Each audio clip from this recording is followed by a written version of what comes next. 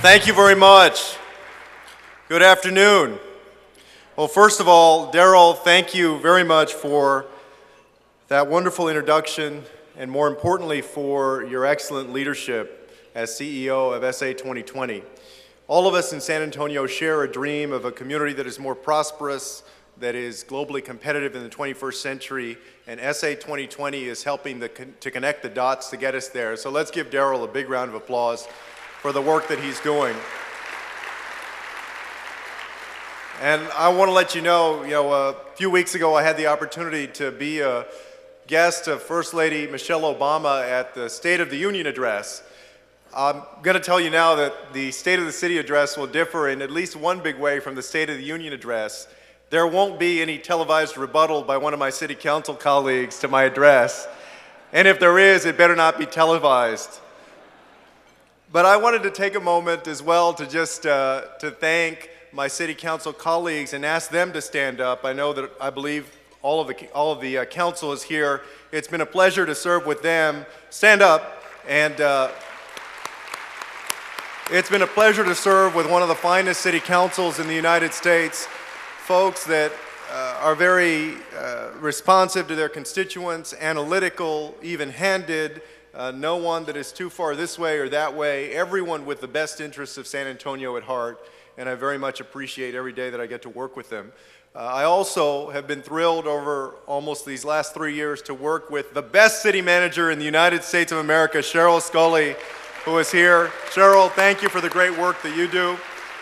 Every time I go to another city and I hear about all the challenges they're facing, I get even more appreciative that we have Cheryl here making all of us look good at City Hall. She continues to do it. I also want to take a moment to thank County Judge Nelson Wolf, who is here and who has provided great leadership and a lot of insight to me and so many others over these last few years. It has been a real pleasure to serve with Nelson. Nelson is sort of the dean of local elected officials, and it's been a great time over these last 3 years learning from him and getting to see him at work. So thank you, Nelson, for being here today. And then finally, I want to acknowledge our Speaker of the House, Joe Strauss. Joe, everyone from San Antonio is so proud of your leadership in Austin. We know that you have a challenging time. The state is in challenging times, but we're also very proud that the Speaker of the House is from San Antonio, Texas. Thank you. To the CEOs of each of the chambers who sponsored us today and the chairmen and chairwomen of the boards of those chambers, thank you all for hosting this wonderful event. It's great to see so many San Antonians from our business community, from different walks of life who are here today. I also would be remiss if I didn't acknowledge Doyle Benaby and Robert Puente, who are here from our water system and our electric utility. If they'd stand, I'd really like to acknowledge their work.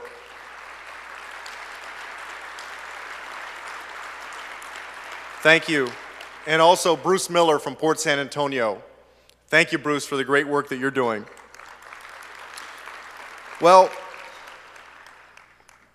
there comes a time in the life cycle of every city when that community faces a wonderful moment, a moment of opportunity, a moment of aspiration, a moment when the stars align and offer a chance to fundamentally transform the trajectory of the city.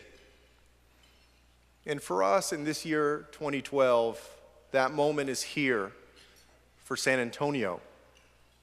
It's a moment to become the world-class city that so many folks have talked about for generations, if we're willing to make the right investments in ourselves, in our community, in every facet of it, to create that city. When you elected me mayor in 2009, I was elected with a very major blessing. The opportunity to look beyond the horizon of just 4 years and to focus on some things that many office holders don't like to focus on. the kinds of things that you can't throw a stone at or have a groundbreaking for or a ribbon cutting on, the kinds of things that show up in the dry statistics of the Census Bureau or the rolls of a college graduation program, the kinds of things that fundamentally define the prosperity of a city. And I'm convinced that as we look at the San Antonio of 2012, that this can be our year of ascendance to the kind of city that all of us have hoped for many, many years. And I say that principally for three reasons. The first is that our city has tremendous momentum right now. You see it in different ways, big and small.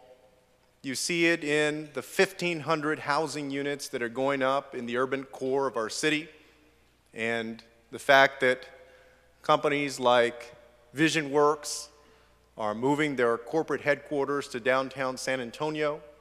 You see it in the excitement at Port San Antonio, as Boeing last year created 1,200 jobs, and today they have 2,700 jobs there at Port SA that average more than $60,000 each. And by the end of next year, they're expected to add another 500 jobs as San Antonio becomes the maintenance home for Air Force One. You see it in the launch of Geekdom at the Weston Center, a fascinating, vibrant, wonderful technology incubator in our city, probably the most significant and promising technology incubator that San Antonio has ever seen. And you see that momentum in subtle but powerful ways, in the fact that our teen pregnancy rate has already fallen beneath the goal that we set as part of SA 2020, and that government, business, and nonprofit were able to come together and present an application for a neighborhood promise grant so powerful that San Antonio was one of only 5 communities that was awarded a promise grant for our East Side community last year. There is a momentum right now in San Antonio, and it's wonderful to be a part of. The truth is that each and every one of you in your daily lives, your professional lives, your personal lives are making a contribution through your work, through your volunteerism, through your vision for our city. When you take its measure, the tail of the tape of that momentum is quite impressive. So impressive, in fact, that in December 2011, San Antonio was ranked the #1 top-performing local economy of 2011 by the Milken Institute, something that all of us can be proud of. The second reason that I'm confident that 2012 can be a year of ascendance is that we're making long-term fundamental investments in the body, the mind, and the aspirations of San Antonians that are paying tremendous dividends. I can tell you this, standing here a year ago, I never would have thought that this year we'd be on the fittest cities list instead of the fattest cities list in America, but we are today. We are on the right side of public health. You see it when you walk out at 6:30 in the evening to our linear creeks and see so many folks running back and forth, recreating with their family. You see it in the almost $2 million of walking trail improvements and new fitness equipment that has been invested in parks. You see it in events like Ciclovia, events that have drawn tens of thousands of people from all over the city to enjoy the opportunity to get healthy. You see it in the 108 salad bars that have been installed in our schools, working with Metro Health and our school districts and the Mayor's Fitness Council. You see it in the hope that so many parents have for their children that now we have built out the infrastructure of choice so that folks can choose to be healthy. They can use the bike lanes that are being built. They can use the bike share. They can have the right meal at lunch. It is their choice, but they have an opportunity to make that choice. So many folks have worked on ensuring that the golden years of San Antonians' lives are truly golden and not beset by the diabetes and the hypertension and the stroke that too oftentimes drags on that quality of life. And many of them are here today from our Metro Health Department, from the Mayor's Fitness Council, and others. And I'd like you to give them a round of applause for all of their work. It's very much appreciated. We also see in this year 2012 a fundamental trajectory change in education. You can see the momentum in the work we're doing at Cafe College, one place where folks from throughout the city, whether they're in public school or private school or they're homeschooled, can go to get great advice on admissions, financial aid, and get SAT and ACT preparation. More than 10,000 students in the last year and a half have made use of Cafe College. You can see the momentum in ServeSA. ServeSA was launched as part of SA 2020's efforts to engineer the greatest turnaround in education that any city has engineered by 2020. ServeSA is putting reading buddies into our elementary schools so they can read to second graders and get them up to third grade reading level on time. They're working with organizations like Big Brothers Big Sisters to mentor middle schoolers and ensure that during this time of middle school that our young people stay on the right path to success instead of sinking back and ending up dropping out in the 9th or the 10th grade.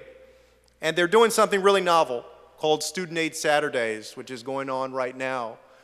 Modeled after the VITA program, it's an opportunity to help families fill out the free application for student aid, the FAFSA.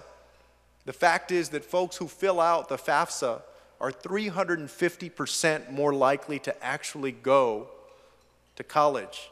So many of our young people write themselves out of that experience because they don't believe that they can afford it. And we want to ensure that those families know that at colleges and universities in San Antonio and Texas and across the nation, that there is a spot for them and there are folks willing to meet them halfway to afford it. And so far, I'm pleased to say that more than 1,000 students have been served by ServeSA. And we have more than 1,100 volunteers. Let's give them a big round of applause for all of their work.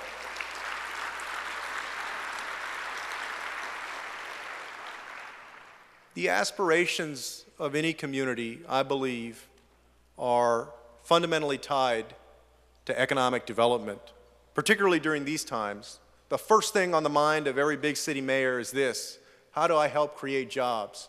How can the private sector and the public sector work together to ensure that there's opportunity in your city?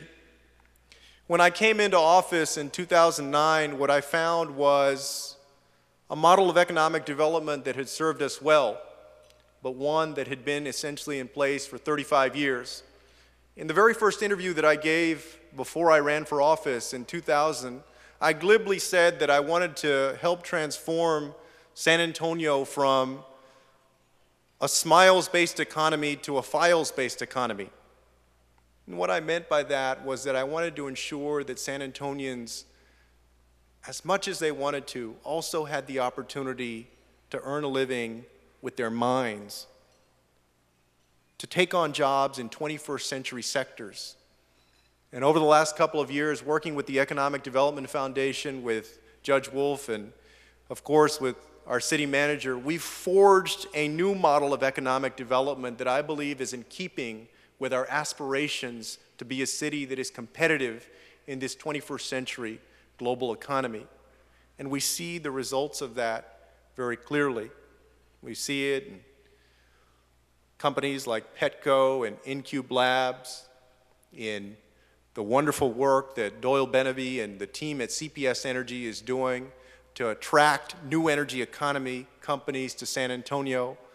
We're so impressed last June to see 3 companies announce that they would locate their corporate headquarters to San Antonio, and then just a couple of months ago to witness the agreement between CPS Energy and OCI Solar that will bring 800 jobs, 400 megawatts of solar power, and help San Antonio stake its claim as the new energy economy leader in Texas.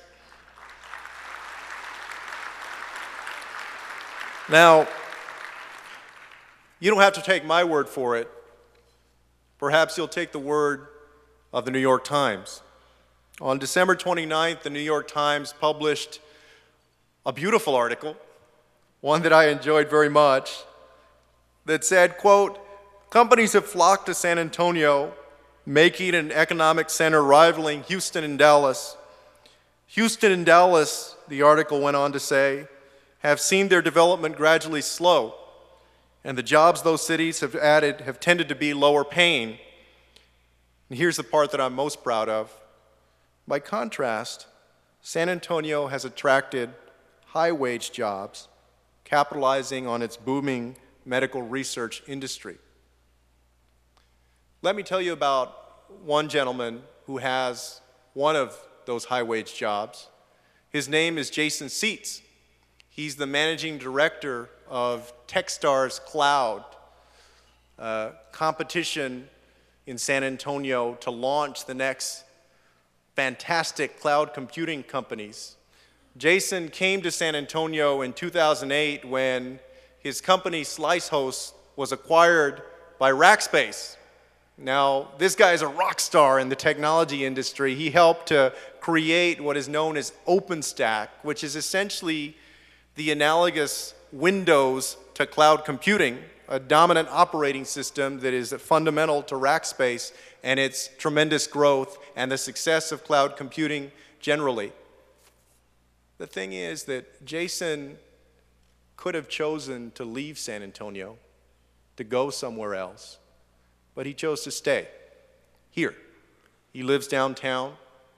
He is right in the middle of geekdom and managing Techstars Cloud.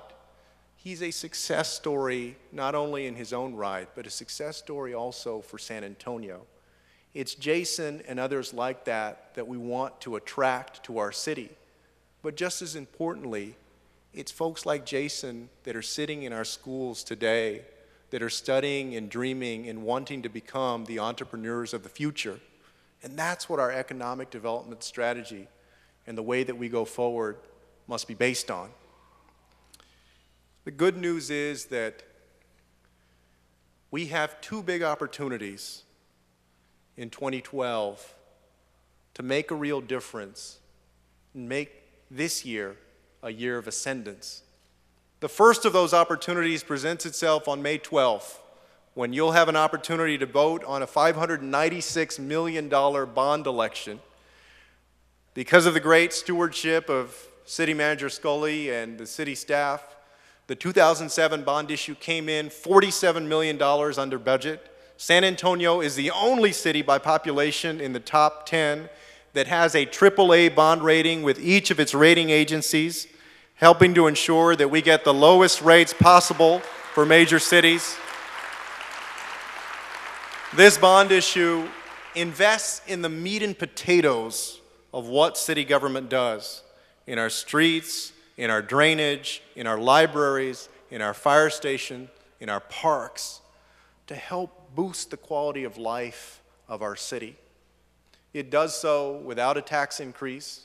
It also does so as a reflection of the work of 128 citizens from around San Antonio who sat on a committee to vet these projects and include them in this bond. They made recommendations and the city council listened. And now, as San Antonians, we have the opportunity to ensure that the parent that's on 281 traffic trying to get home to do homework with their child gets there a little bit quicker as we invest $30 million to complete the northern interchanges of 281 and 1604, that the student on Hausman Road trying to get to UTSA doesn't get snarled in traffic as we invest $43 million on Hausman Road, that the thousands and thousands of folks who can make use of Pearsall Park down on the south side get a lighted walking trail and a dog park and the kinds of amenities that too often times have been existent only in certain parks in our city as we invest $7.5 million in Pearsall.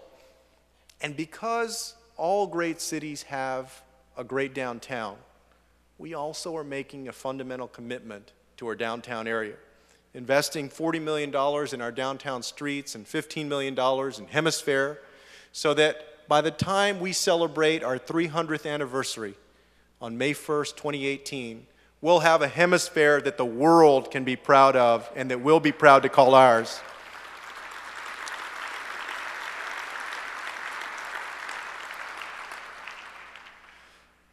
The other day, I looked at the calendar for one reason or another, and I remembered that in just a few days, on April 5th, it will mark 10 years since the vote on the PGA Village.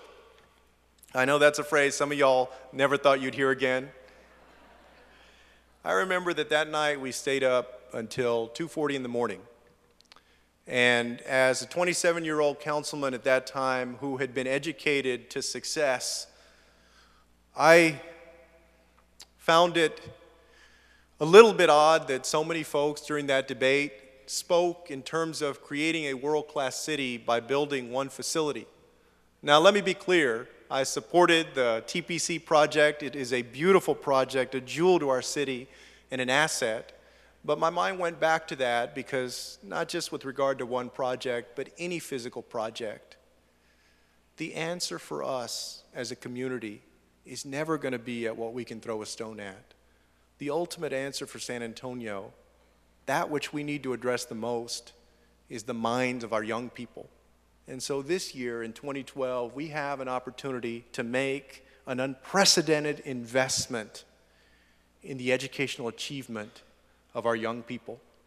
About a year ago, I asked General Joe Robles and Charles Butt to co-chair a Brainpower Initiative committee that would look at successful education initiatives throughout the United States and figure out how we could best move the needle, either in early childhood education, high school completion, or college matriculation. That committee's been working for the better part of 9 months now. And although the plan is not final, on November 6th of this year, we're going to ask you to invest in the young minds of our city, to ensure that by saying yes to a 1/8 cent sales tax increase that would raise about $24 million a year, that we make sure that the 4,000 to 5,000 4-year-olds in our city who are state eligible for pre-K funding are able to get very high quality pre-K education in every single district in our city.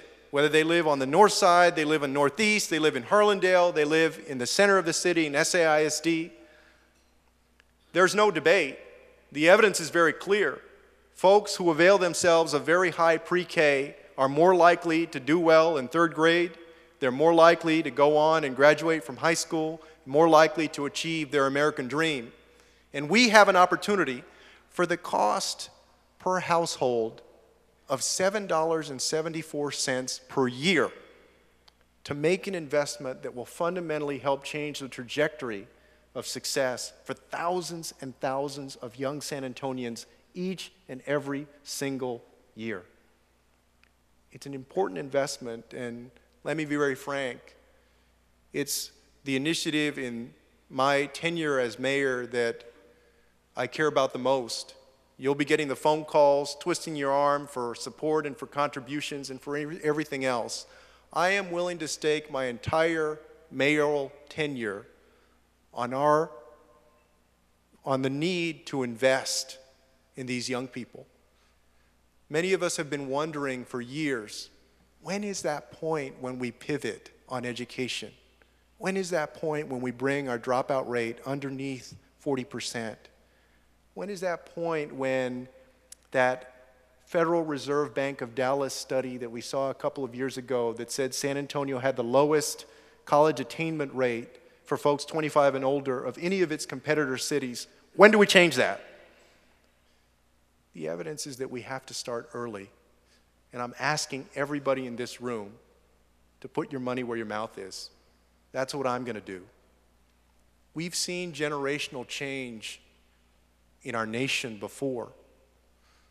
Several generations ago, as young men and young women came back from service in World War II, Franklin Delano Roosevelt had the opportunity to take one of two paths, either to sit around and allow them to come home and find the jobs they used to have were no longer available, to be frustrated by lack of opportunity, or to ensure that they had the opportunity to get a higher education, to reach their American dream, and to provide for their families.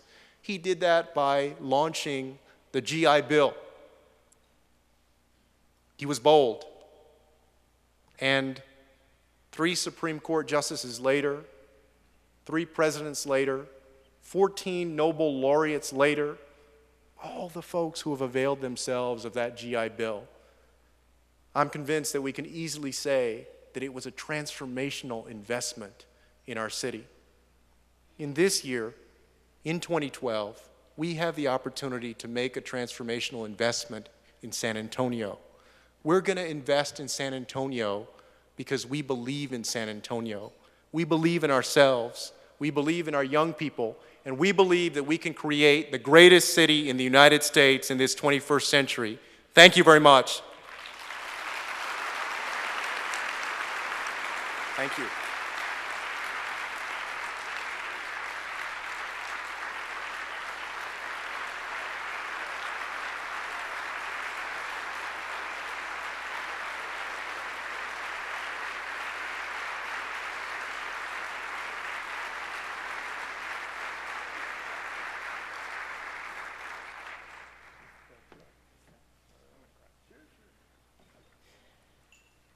I think this is the most unique gift that I've gotten so far. You know, I really have to remember the pitfalls of coming and speaking after our mayor. He's a commanding orator, isn't he?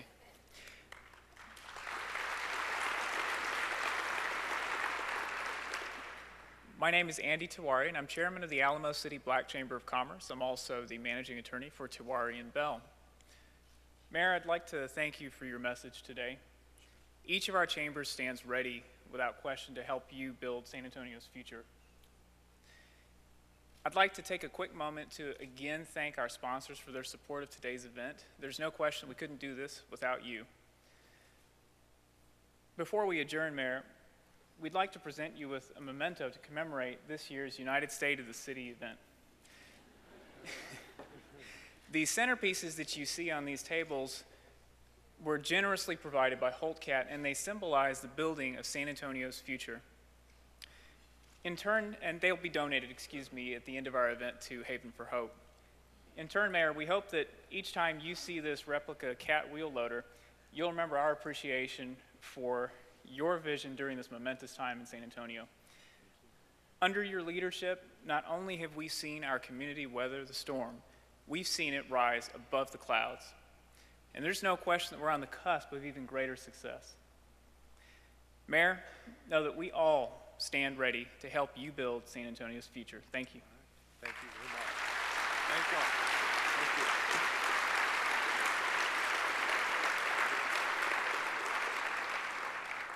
At this time, I'd like to invite the chamber chairs and presidents to join us on the stage for a photograph. Ladies and gentlemen, thank you so much for your attendance and support. We stand adjourned.